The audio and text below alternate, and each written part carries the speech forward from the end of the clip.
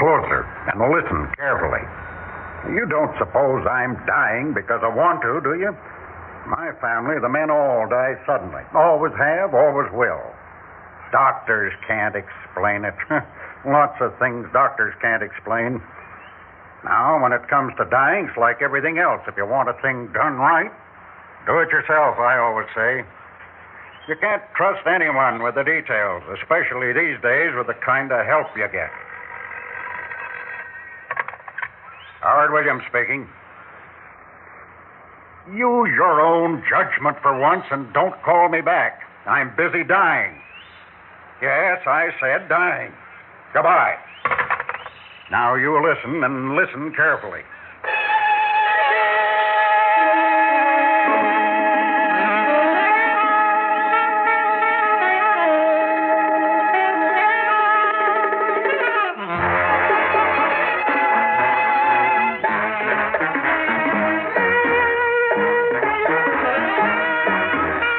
Theater 5 presents A Very Private Phone Call.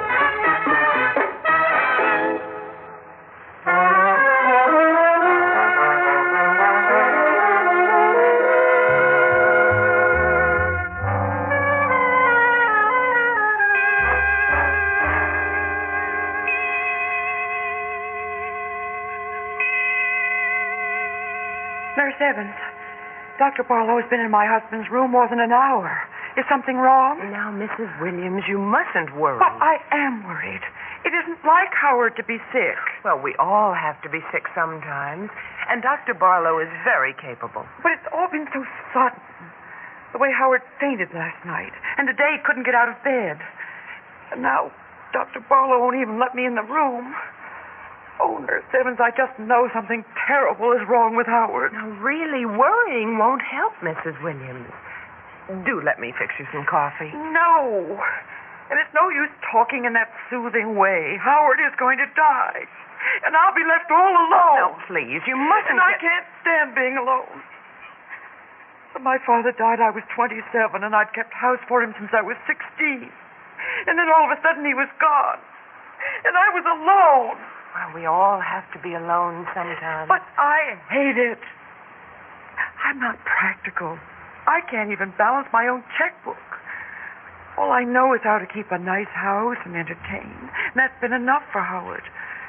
He was my father's business partner, you know. After Father died, he looked after things for me, and then, well, we just got married. Of course, he's much older, but I like him. I like my husband very much, Nurse Evans. Even if he won't take me on any trips as he promised he would. Won't take you on any trips? I'm not sure I understand. Around the world. Howard is in shipping, and he owns steamships and plantations and mines in Africa and the South Seas and just everywhere. Places I've longed to go see ever since I read about them when I was a girl. Well, I should think he'd be glad to take you along on his trips, Mrs. Williams. That's just it. He never took any trips. He stayed right here and did all his business by telephone. Do you know how many telephones we have? 13. Before we were married, he promised we'd go around the world on our honeymoon. But then some business came up, and we never went. That's the only thing I have against him in 10 years of marriage. I admire and respect him, and I don't want him to die. I don't want to be left alone again. Now, please, you mustn't let yourself get up. Oh, here's Dr. Barlow. Doctor, how's Howard? Mrs. Williams, your husband wants to speak to you. You must be very brave. You mean he's going to... I'm sorry to say it's only a matter of time, perhaps of minutes. No. He wants some last words with you. Now be strong and don't upset him. I'll try. Good. Go in now. He's waiting for you. All right. Howard. There you are. Took you long enough.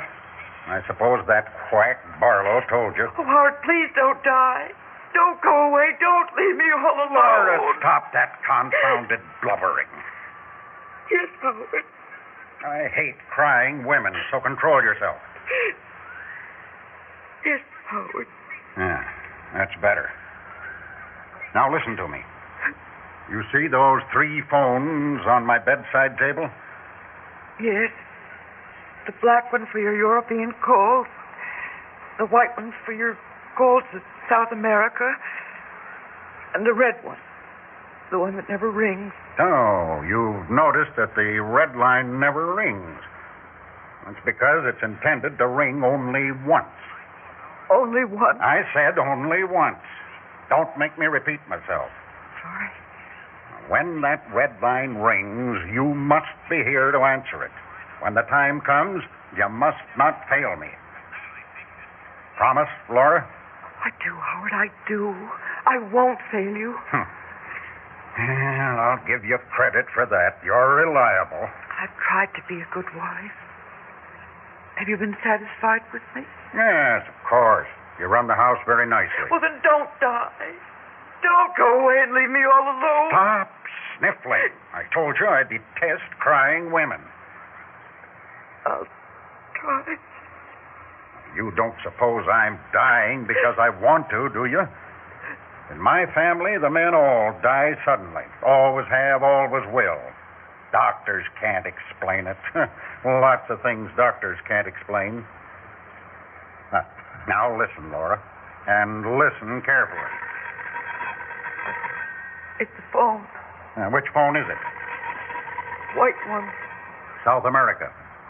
Well, see who it is. Not at a time like It's this. business. Answer it. Hello? What? Oh, well, just a moment, please. It's Rio de Janeiro.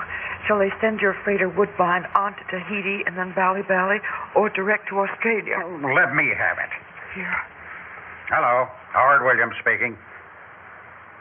Use your own judgment and don't call me back. I'm busy dying. Yes, I said dying. That ought to give him something to think about. Howard, Well, are they really so romantic? is who so romantic? You know, Rio de Janeiro, Tahiti, Bali. They're all Americanized with neon lights and soda pop machines. Well, just the same, I'd like to see them. I'd like so much to see them. Now we'll never go. You're dying. We'll never go anywhere. Howard? Howard! Doctor! Doctor! What is it, Mrs. Williams? Oh, nurse, my kit. Yes, sir. Hurry!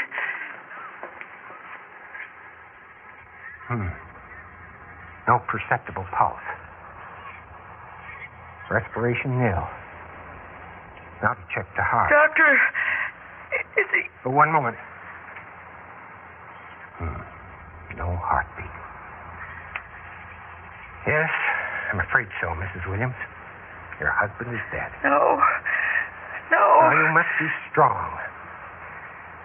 Here is a letter he instructed me to give you after his death. Letter? It explains about the red telephone. You know how your husband opposed what he considered fuss and feathers. He expressly demanded no ceremonies of any sort and left positive orders he was not to be embalmed. That means he must be buried within 24 hours. That's the law in this state. Oh, that's so soon. Tomorrow afternoon, he will be laid to rest in a family vault in Rolling Hill Cemetery. Until the mortician comes, I will remain in this room with the body. That is also your husband's order. I see. Also, his wishes are that after the funeral, you will remain either in this room or the adjoining sitting room for 3 full days, not even leaving for meals. I don't understand. Well, it's all explained in his letter. Now, Nurse Evans, please take care of Mrs. Williams. Of course, Doctor. Come with me, Mrs. Williams. You must rest now. He's gone. Howard's gone. Now I'm all alone.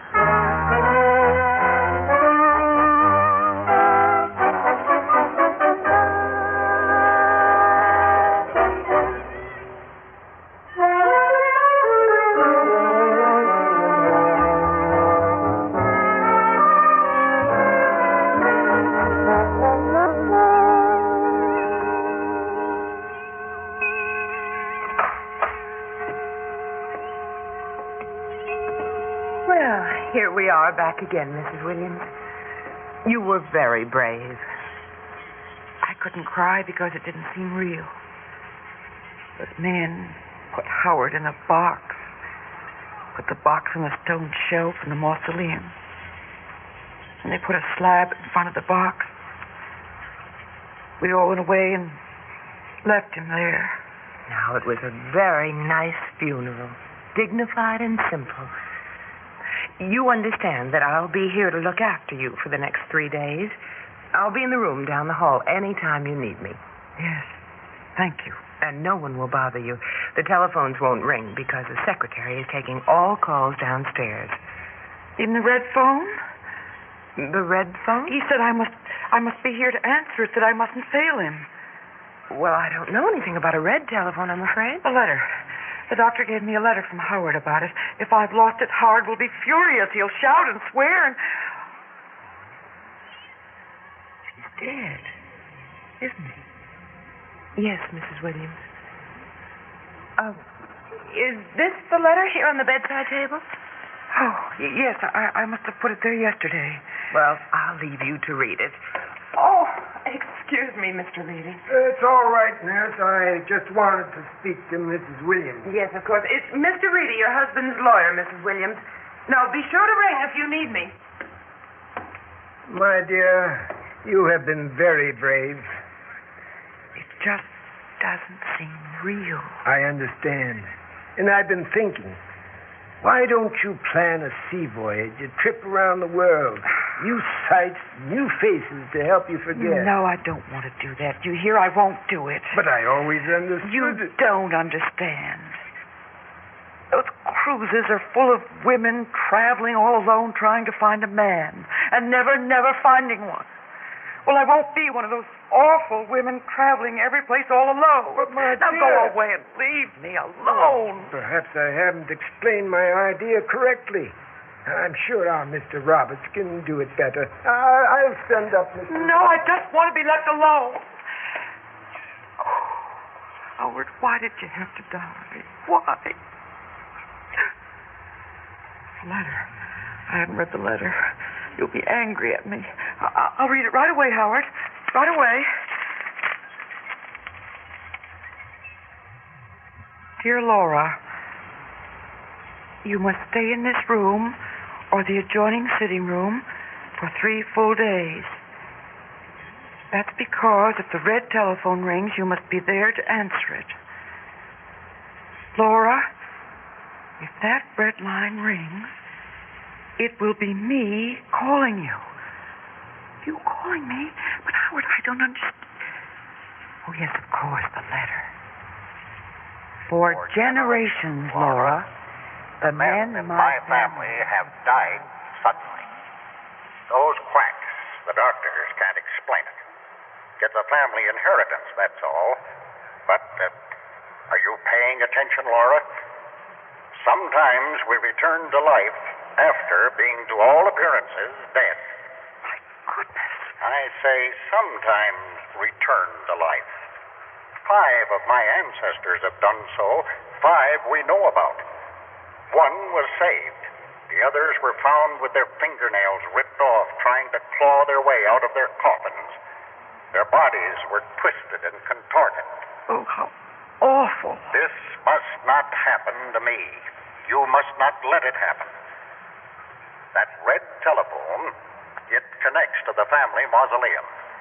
As I am laid to rest, the mortician will plug in a wire connecting the red phone to a microphone in the lining of my coffin. If I so much as whisper, the red telephone will ring like a fire alarm, and you'll answer it. Do you understand, Laura? Yes, I do understand. Oh, if you hear the phone ring, I will be calling. Answer at once.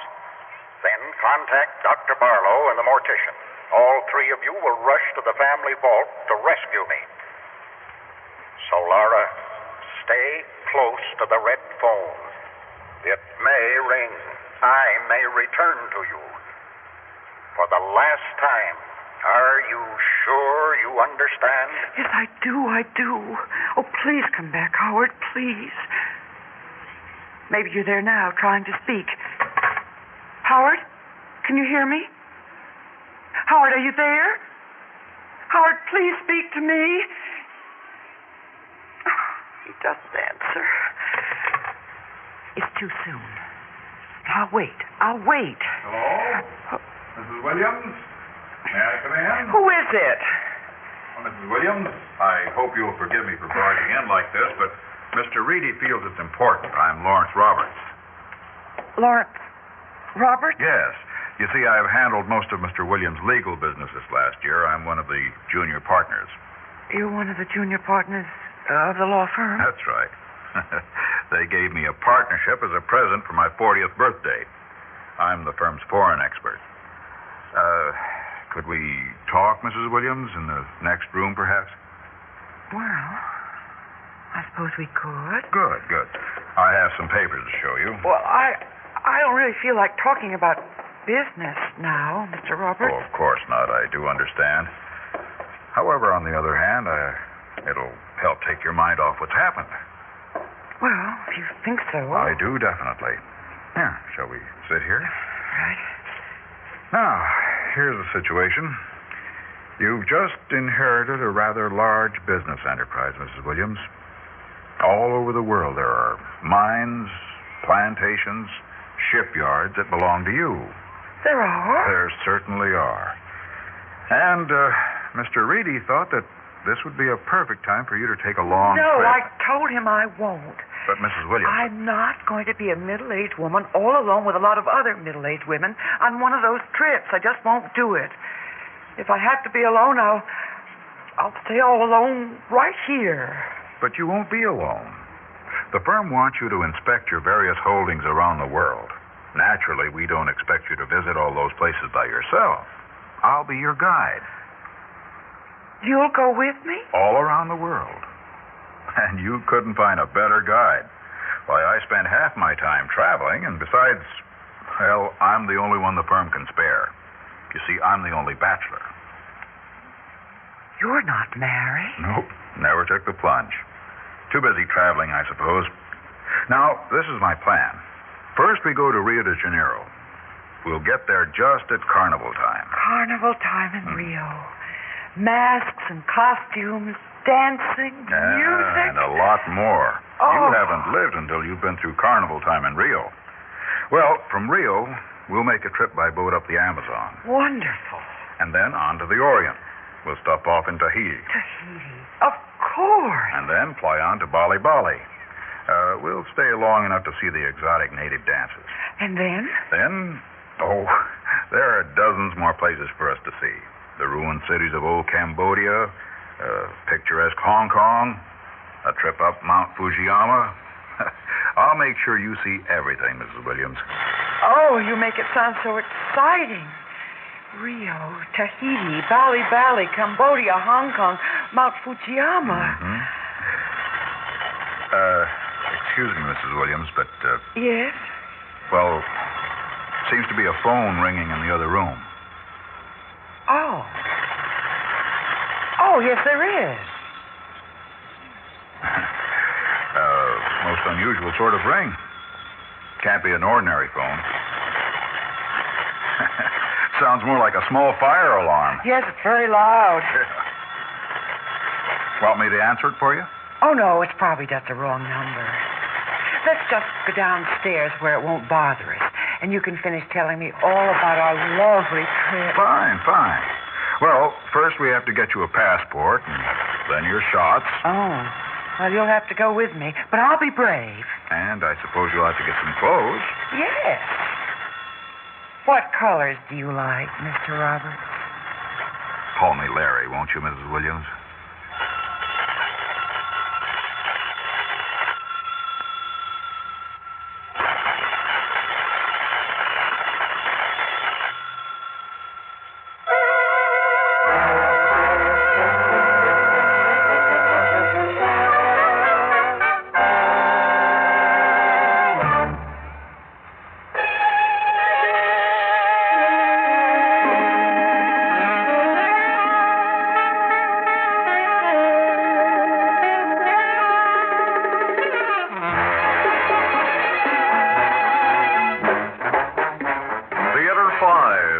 presented A Very Private Phone Call, written by Robert Arthur and directed by Harry Nelson. In the cast, Joyce Gordon, Ben Yaffe, Gertrude Warner, Hal Burdick, and Ralph Camargo. Audio engineer Marty Folgia. Sound technician Ed Blaney.